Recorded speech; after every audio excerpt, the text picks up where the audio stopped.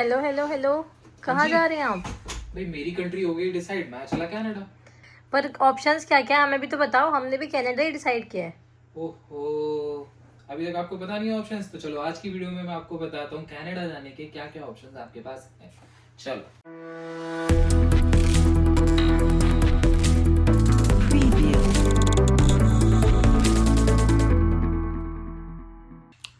हाँ जी, कहाँ ध्यान है भाई, इधर देखो। हाँ, तो आज मैं आपको बताऊंगा कनाडा आने के डिफरेंट पाथवेज कि कैसे कैसे आप कनाडा आ सकते हो। स्टार्ट करूंगा सिंपल से, सबसे सिंपल प्रोसेस से, जो कि है विजिटर वीज़ा। अभी मजा आएगा ना भिड़ो।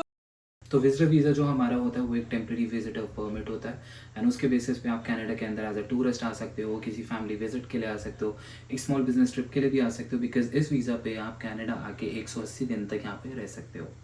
एंड इस वीज़ा के अंदर दूसरी जो लिमिटेशन है वो ये है कि इस वीज़ा पे आप कोई स्टडी नहीं कर सकते, कुछ काम नहीं कर सकते, बट आप कैनेडियन कल्चर को अच्छे से एक्सप्लोर कर सकते हो, जितना कनाडा में घूमना है घूम सकते हो। जैसे कि सुनने में ये विजिटर वीज़ा जो है इजी लग रहा है, वैसे ही इसका वीज़ा का प्रोसेस है, राइट। आप इजीली अपने आप बिना किसी की हेल्प के सब कुछ कर सकते हो। सिंपल सी इनकी डॉक्यूमेंट रिक्वायरमेंट है। हर दूसरे बंदे की तरह आप इस चीज़ को कॉम्प्लिकेटेड मत करना अपनी तरफ से, कि वो एक चीज़ मांग रहे हैं आप अपनी तरफ से 10 चीज़ें दे रहे हो, ठीक है। बट हाँ, जो जो चीज़ें आपको लगता है कि हाँ मेरी इस कंडीशन के अंदर ये चीज़ मैं अगर एक्स्ट्रा डाल दूंगा तो मुझे ज़्यादा सपोर्ट कर पाएगी, तो वही डालना। कोई भी चीज़ ऐसी एक्स्ट्रा मत डालना जिससे कि उनको आपके ऊपर डाउट हो, ठीक। तो पहली चीज़ जो आपको चाहिए वो वैलिड पासपोर्ट चाहिए। तो आप जितना भी स्टे अपना देख रहे हैं उससे 6 महीने ज़्यादा तक एटलीस्ट आपके पासपोर्ट के अंदर एक्सपायरी डेट होनी चाहिए। दूसरी चीज़ हो जाती है प्रूफ ऑफ फाइनेंशियल सपोर्ट। तो आपके पास इतना पैसा होना चाहिए कि आप अपना आना जाना सब कुछ एटलीस्ट कवर कर सकें, ठीक। ऑल्दो अगर आपके पास इनविटेशन है तो आपको लगेगा कि यार वो इनवाइट कर रहा है या वो बंदा मुझे फाइनेंशियल सपोर्ट दे देगा, बट ऐसा गवर्नमेंट नहीं मानती। गवर्नमेंट का मानना सिंपल है कि हाँ अगर आप यहाँ आ रहे हो, आप वीज़ा अप्लाई कर रहे हो, तो इट्स योर रिस्पॉन्सिबिलिटी कि आप अपने सारे फंड्स का ध्यान रखो। So as per the government यहाँ पे एक हफ्ते का खर्चा किसी भी विजिटर के लिए इट्स अबाउट 15 to 2000 डॉलर्स।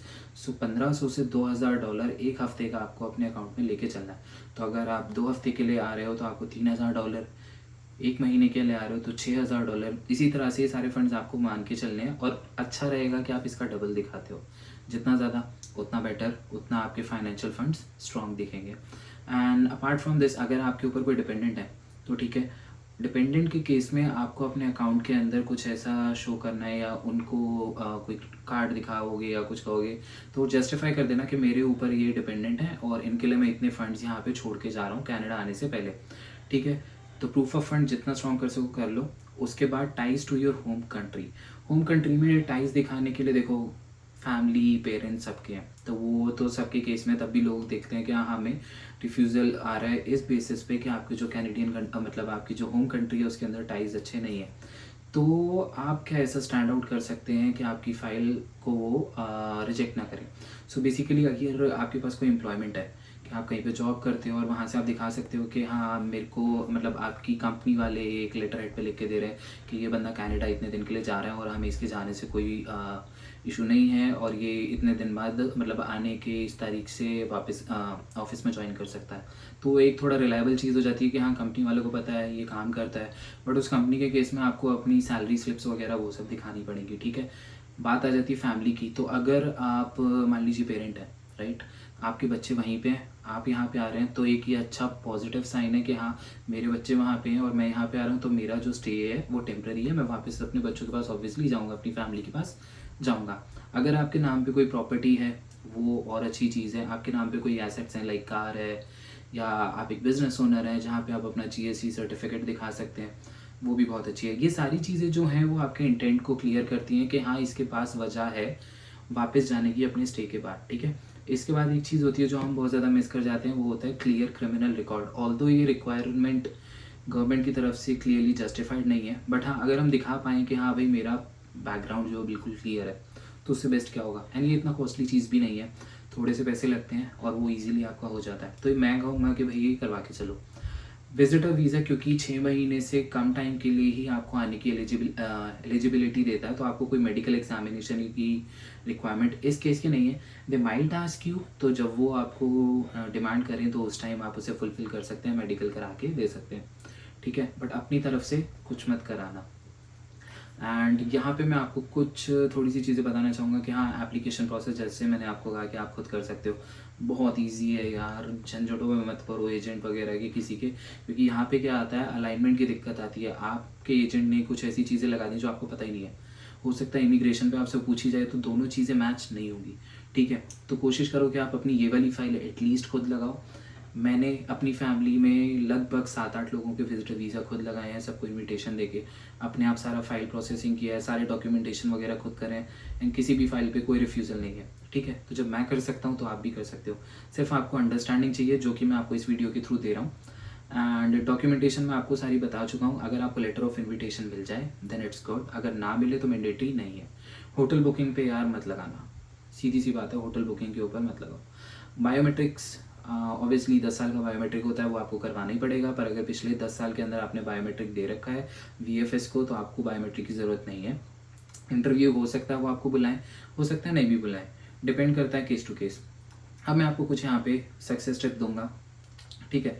तो डॉक्यूमेंटेशन जो आप कर रहे हो वो बिना किसी डिले के सारी चीज़ें आपकी एक्यूरेट होनी चाहिए।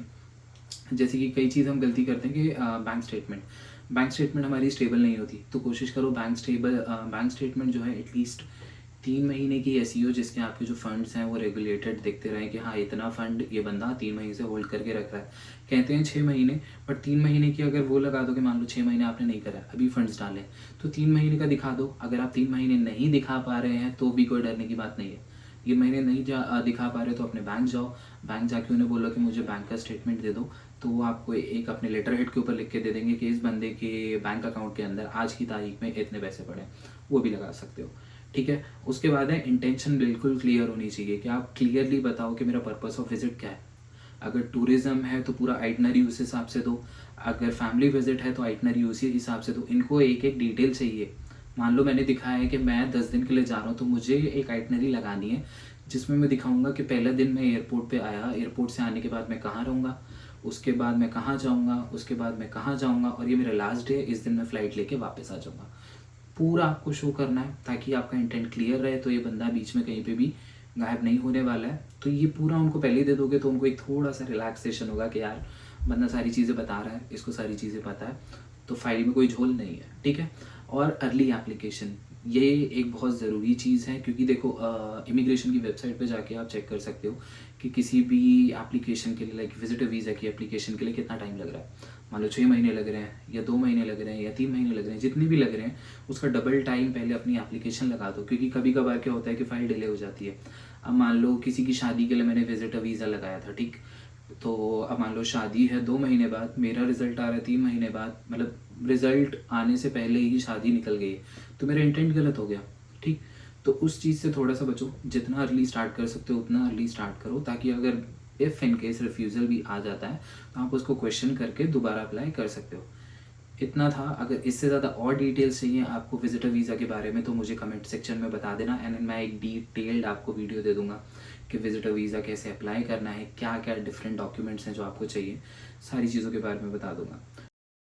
तो स्टडी परमिट एक बहुत फेमस पाथवे है, बट हाँ, इसके बारे में बहुत ज़्यादा अफवाह है ऑनलाइन कि ये चीज़ बंद हो गई, वो चीज़ बंद हो गई, अब बहुत ज़्यादा रिफ्यूज़ल्स आ रहे हैं, ये आ रहा है, वो आ रहा है। वो सारी चीज़ें इसलिए आ रही हैं क्योंकि आप अपनी एप्लीकेशंस के अंदर बहुत सारी गलतियाँ कर रहे हैं।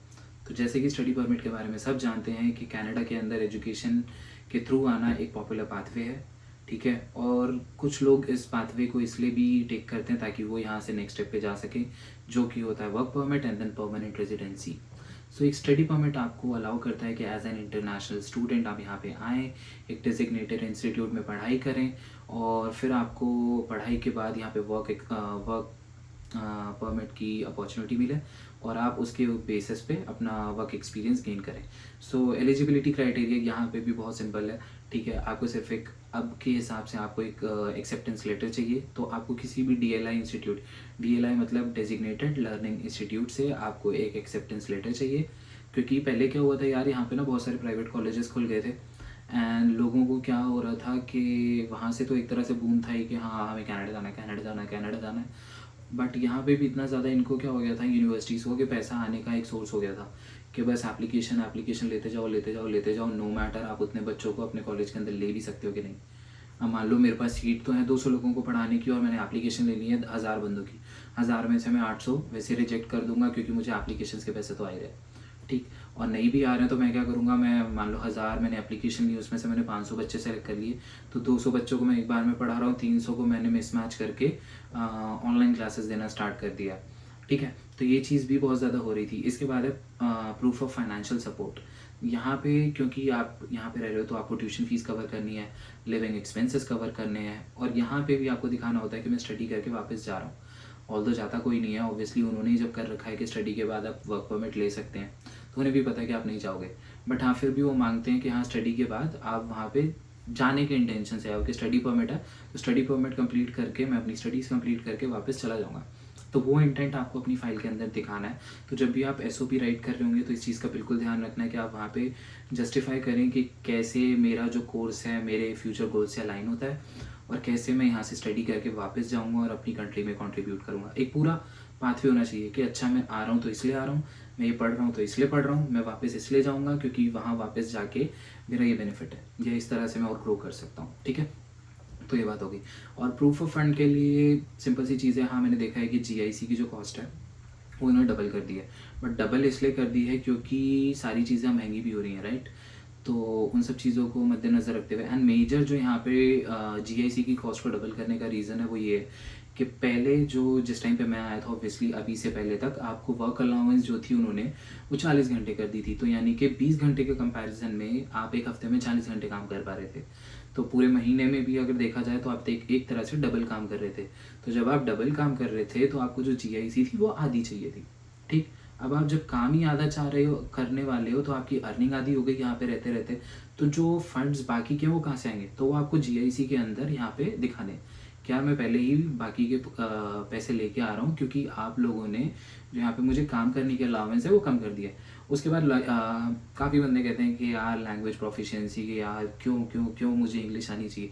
तो भाई जब आप इंग्लिश कंट्री में आ रहे हो, यहाँ पे आपको पढ़ना इंग्लिश में है, यहाँ पे आपका सर्वाइवल इंग्लिश में है, जॉब्स इंग्लिश में है, सारी कम्युनिकेशन इंग्लिश में है, तो इंग्लिश प्रोफिशिएंसी तो दिखानी पड़ेगी ना।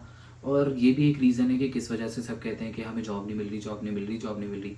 क्यों नहीं मिल रही? क्योंकि आप कम्युनिकेट नहीं कर पा रहे हो। अगर आपको खुद को एक्सप्रेस ही नहीं कर पा रहे हो, बातचीत ही नहीं कर पा रहे हो, इंटरव्यू कैसे क्लियर करोगे भाई?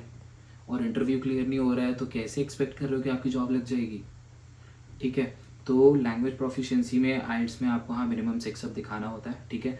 एंड इंटेंट टू लीव, जैसे कि मैंने आपको पहले ही बताया कि आपने बताना है कि भाई मेरी कंप्लीट होते ही स्टडीज़ में जाऊंगा। इवन अगर आपका प्लान यहाँ पे रहने का है, PR लेने का है, सब कुछ है, तो वो इंटेंट अपने उसमें मत दिखाओ। फाइल के अंदर इंटेंट ये दिखाओ कि मैं स्टडी परमिट लेके वापस चला जाऊँगा, ठीक है। तो अब मैं बात करूँगा एप्लीकेशन प्रोसेस के बारे में। एप्लीकेशन प्रोसेस बिल्कुल सिंपल है, ठीक है। वही आपने एडमिशन लेनी है DLI इंस्टीट्यूट से, सारे डॉक्यूमेंट प्रिपेयर करने हैं such as financial proof, language test और अदर रिक्वायरमेंट। यहाँ पे आपको मेडिकल की ज़रूरत है। ऑनलाइन एप्लीकेशन खुद सबमिट कर सकते हो, इजी प्रोसेस है। मैंने अपना स्टडी परमिट जब मैं यहाँ पे आया था खुद ही अप्लाई करा था। मतलब कॉलेज को खुद ही कांटेक्ट करा, कॉलेज सर्च करा, उसे खुद ही कांटेक्ट करा, वहाँ पे खुद ही एप्लीकेशन सबमिट करी। एप्लीकेशन सबमिट करने के बाद जब तक वहाँ से अप्रूवल आ रहा था फाइनेंसेस की, मैंने सारी देख लिया कि कितना क्या लगेगा क्या नहीं लगेगा।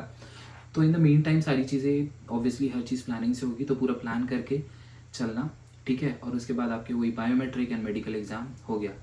सक्सेस स्टेप अगर मैं आपको बताना चाहूँ तो देखो, आप जो भी प्रोग्राम यहाँ पे सर्च कर रहे हो, मेक श्योर कि आप उसी प्रोग्राम के अंदर जाओ जो आपकी पिछली स्टडी से अलाइन होता है और जिसकी यहाँ पे डिमांड है। क्योंकि अगर आप कुछ ऐसी चीज़ पढ़ रहे हो कि उसकी यहाँ पे डिमांड ही नहीं है, तो आपको जॉब कैसे मिलेगी? और जॉब जब यहाँ नहीं मिलेगी तो आप भी बाकियों की तरह वापस जाके यही कहोगे कि यार कनाडा में जॉब्स नहीं। जॉब्स किस लिए नहीं है? क्योंकि हर दिन यार यहाँ पे एंट्री लेवल जॉब्स नहीं निकलती। आप भी इतने समझदार हो कि डेली कोई रेस्टोरेंट या टिम हॉर्टन्स या स्टारबक ये सब चीज़ें नहीं खुल रही हैं डेली कि आपको वहाँ पे 8-10 लोगों को हर एक फ्रेंचाइजी के अंदर जॉब मिल जाएगी, ठीक। क्योंकि हर बंदा जो यहाँ पे आ रहा है वो ज़्यादातर यही जॉब ढूंढ रहा होता है कि मुझे एंट्री लेवल जॉब मिल जाए जहाँ पे बस मुझे कॉफ़ी बनानी है या कुछ बनाना है, ये सर्वेंट वाला काम करना है, वो सब नहीं होता। और दूसरी चीज़ अगर मैं बताऊँ कि हाँ पहले आपने देख लिया कि आपका प्रोग्राम कौन सा है, कैसे अलाइन कर रहा है। दूसरी चीज़ आपको ध्यान में रखनी है कि आपके पास वर्क अपॉर्चुनिटीज़ क्या है। अपने आप को जैसे ही आप स्टडी के अंदर गए हो तभी से आप देखने लग जाओ कि मेरी वर्क परमिट मतलब क्या क्या काम मैं स्टडीज़ के दौरान कर सकता हूँ, क्या क्या काम ऐसे हैं जो मैंने स्टडी के बाद करने हैं, मतलब जब मेरे पास PGWP आ जाएगा तो तब मैं क्या क्या कर सकता हूँ। ऐसी क्या चीज़ें हैं जो मैं अपने स्टडी परमिट के दौरान करता रहा हूँ जो कि मेरे PGW के बाद जॉब लेने में मुझे हेल्प करे।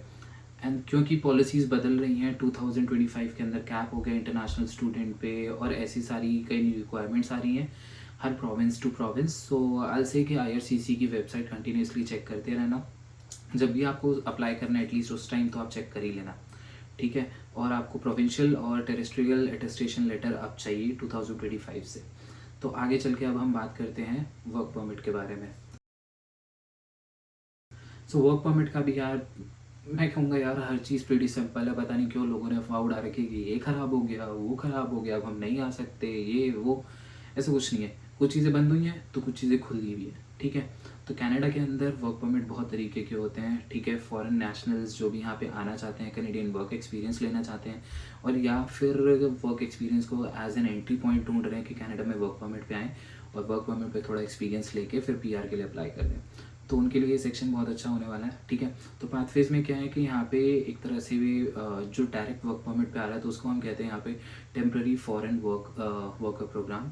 तो उसके थ्रू आपको क्या है कि आप एक जॉब सिक्योर करते हो कैनेडियन एम्प्लॉयर से। तो यहाँ पे मतलब कोई बंदा होना चाहिए जो आपको पहले यहाँ से जॉब ऑफर दे रहा है और LMIA भी आपको मिल सकती है। LMIA का ऐसा कुछ नहीं है कि LMIA बंद हो गई है, कुछ हो गया है, LMIA लिमिट हो गई है। सो बेसिकली वो लिमिट करने का पर्पज़ क्या था कि जो लोग ऑलरेडी यहाँ पे हैं उनको अपॉर्चुनिटीज़ दी जाएँ रादर देन बाहर से और लोग बुलाए जाएँ। तो LMIA का क्या सीन है, अगर कोई भी ऐसी जगह है जहाँ पे जो लोग रहते हैं और वहाँ पे अनएम्प्लॉयमेंट का जो रेट है वो 6% से ज़्यादा है, 6% लोग से ज़्यादा लोग जो हैं जॉबलेस हैं, तो वहाँ पे LMIA बंद है। क्योंकि वो चाहते हैं कि वहाँ पे जितने बंदे हैं पहले उनको कोई ना कोई जॉब दे के उनको कुछ लिविंग का सोर्स आप दो, उनको एलिजिबल करो कि हाँ इनको काम दें रादर देन बाहर से वहाँ पे और लोग इनवाइट करने के, ठीक है। और दूसरी चीज़ होती है इंट्रा कंपनी ट्रांसफ़र। तो इसमें क्या होता है कि कुछ नहीं होता, काफ़ी MNCs होती हैं जिसमें से क्या होता है कि आपकी एक ब्रांच कहीं है, आपको यहाँ पे कैनेडियन ब्रांच के अंदर मतलब भेज दिया गया है, ठीक है, ट्रांसफ़र कर दिया गया है। तो एप्लीकेशन प्रोसेस यहाँ पे भी सिंपल है, जॉब ऑफर चाहिए या LMIA चाहिए, वो करने के बाद आप सारी अपनी डॉक्यूमेंटेशन करो कि एम्प्लॉयमेंट लेटर्स लिया, क्वालिफिकेशंस आपकी, उनके डॉक्यूमेंटेशन लिए और जो भी बाकी डॉक्यूमेंटेशन सच एस फाइनेंसेस वगैरह वो सब, ठीक है। ऑनलाइन एप्लीकेशन है, प्रीटी क्लियर है, खुद कर सकते हो, ऐसा कोई इशू नहीं है कि यार मुझे फिर से एजेंट चाहिए, ये चाहिए, वो चाहिए। एजेंट के थ्रू जाओगे तो वो यहाँ पे आपकी थोड़ी सी मतलब सारे एजेंट अच्छे नहीं होते, मैं नहीं कहूँगा कि सारे बुरे होते हैं, बहुत से अच्छे एजेंट भी होते हैं, बहुत से बुरे एजेंट भी होते हैं जो सिर्फ पैसे के लिए काम कर रहे हैं, बहुत से ऐसे हैं जिन्हें पैसे से कुछ फ़र्क नहीं है, वो जेन्युइनली आपकी हेल्प करना चाहते हैं बिल्कुल एक लिमिटेड अमाउंट लेके, ठीक है। तो वो सारी चीज़ें करने के बाद आप फाइल कर सकते हो। यहाँ पे भी अगर मैं आपको कुछ टिप्स देना चाहूँ तो मैं सिर्फ ये कहूँगा कि टारगेट करो आप उन्हीं मतलब उन्हीं ऑक्यूपेशंस को जो कि डिमांड के अंदर है, जो भी लेबर शॉर्टेज के हिसाब से जहाँ पे आपकी अपॉर्चुनिटीज़ या आपके एक्सेप्टेंस के जो रेट है वो ज़्यादा हो सकें, जैसे कि health care field, nursing field, tech field, उन सब की यहाँ पे बहुत रिक्वायरमेंट है, ठीक है। और नेटवर्क प्रोएक्टिवली यहाँ पे आने के बाद अपने प्रोफेशनल नेटवर्क को जितना बढ़ा सकते हो उतना बढ़ाना, क्योंकि हो सकता है कि आपको जॉब शफल करनी पड़े, तो उस टाइम पे नेटवर्क बहुत काम आता है, ठीक है। क्योंकि हर बंदा यहाँ पे नया ही है, हर बंदा एज एन इमिग्रेटेड पर्सन आया है बाहर से, ठीक है। तो हर बंदा सेम प्रोसेस से गुजरा है, उसको आपके बारे में पता है और उसकी भी वही जर्नी रही है, तो सब एक दूसरे से बहुत अच्छा रिलेट कर सकते हैं। तो नेटवर्क करो, यहाँ पे सब लोग बहुत ओपन टू कम्युनिकेट है, किसी से भी आप बात कर सकते हो, ऐसा कुछ नहीं है कि कोई आपसे जलता है कुछ है, ठीक। जहाँ तक मैंने देखा है, मेरा पर्सनल एक्सपीरियंस है, ठीक। एंड स्टे अपडेटेड, ठीक। जितनी भी पॉलिसी चेंज हो रही हैं जो कि टेम्प्रेरी वर्कर्स को अफेक्ट कर रही हैं, उन सारी चीज़ों को ध्यान दो, ठीक। और क्या है कि जो उनकी वेबसाइट है IRCC की, उससे चेक करते रहो और जब भी आप अप्लाई करने वाले तो लेटेस्ट ये चीज़ चेक कर लेना। So thank you so much for supporting. Again आल से कि आपको किसी भी वीडियो के बारे में ज़्यादा इन्फॉर्मेशन चाहिए तो आप मुझे बता देना। यहाँ पे जितने भी मैंने टॉपिक डिस्कस करें अभी भी प्रीटी सिंपल हैं, प्रीटी ईजी हैं, बट हाँ जितना ज़्यादा आप इन चीज़ों से गो थ्रू कर लेंगे, जितना अच्छा आप टाइम से पहले इन सब के लिए प्रिपेयर कर देंगे, प्रिपरेशन करना स्टार्ट कर देंगे, प्लान करना स्टार्ट कर देंगे, उतना बेटर है। किसी भी चीज़ के बारे में अगर आपको ज़्यादा इन्फॉर्मेशन चाहिए, बस मुझे कमेंट सेक्शन के अंदर बता देना कि आप किस प्रोसेस के बारे में ज़्यादा जानना चाहते हैं, या कोई भी आपके मन में क्वेश्चन हो, डाउट हो, तो मुझसे आप पूछ सकते हो। एंड उसके बेसिस पे हम आपको जितना जल्दी हो सकेगा रिप्लाई दे सकेंगे। एंड अगर कोई ऐसा टॉपिक होगा जिसके ऊपर मुझे वीडियो बनानी चाहिए तो मैं आपको वीडियो बना के उस टॉपिक के बारे में ज़्यादा से ज़्यादा इन्फॉर्म कर दूँगा। तो मिलते हैं नेक्स्ट वीडियो में, and stay in touch, keep supporting, keep loving. अभी तक मेरे चैनल को सब्सक्राइब नहीं किया है तो सब्सक्राइब कर लो, do like this video and comment, share, subscribe. Thank you.